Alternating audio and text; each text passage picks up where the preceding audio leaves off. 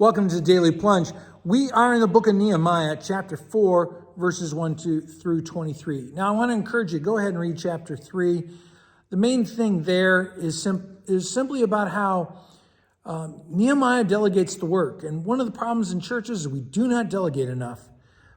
He delegates the work to various groups. He sort of gives groups sections to do together. One of the things that's surprising is the people who are doing it. You got perfumers, you got priests, you got women, and it's not just like trained stonemasons, right? So there's a real mixture, not waiting for the right people to come along, but waiting for the people who are right to do it.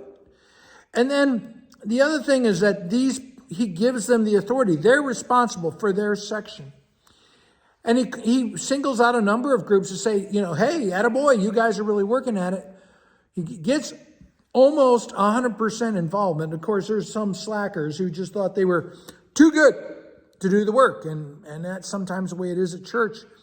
But you focus with you go with the motivated. You go with the folks who are ready to move forward. Now we get to chapter 4. And when one of the local officials, Sanballat, hears that the rebuilding of the wall is making great progress, he is deeply incensed, it says. He's furious, really.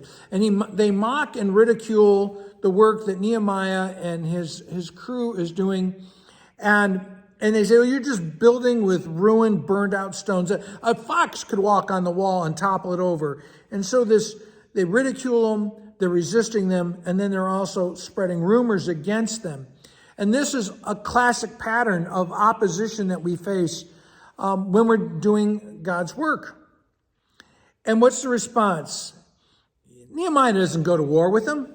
He goes to prayer, right? He goes to prayer. Hear us, God. We are we're despised for trusting in you and doing your work. And he asked God to deal with his enemies, because God will always be much more efficient in dealing with our enemies than we will, and perhaps also more effective. And so instead, in verse 6, he says, so we focused on our job. They got back to rebuilding the wall. And again, the opponents see the progress. They're angry, and they plot for the downfall of this. But Nehemiah just has to keep going forward. And I think that's one of the keys for leadership is, we may face opposition for things that we are doing for the kingdom, but we got to keep our eyes focused on the task that we've been given by God, not on the opposition. That's the whole purpose of the opposition, is to derail us. And who is ultimately trying to oppose us is Satan. But he says, verse 9, but, they say that they prayed to our God and posted a guard.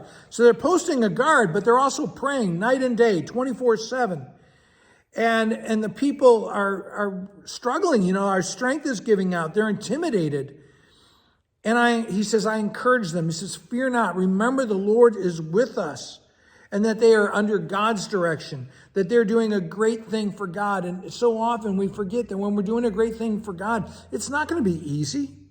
God has called us to. But it says, verse 15, when our enemies heard that we were aware of their plot and that God had frustrated it, we just went back to our work. We kept plugging away at what we were supposed to do. And from that day, they still work out a solution, and they keep after it. Well, thanks, friends. Have a blessed day.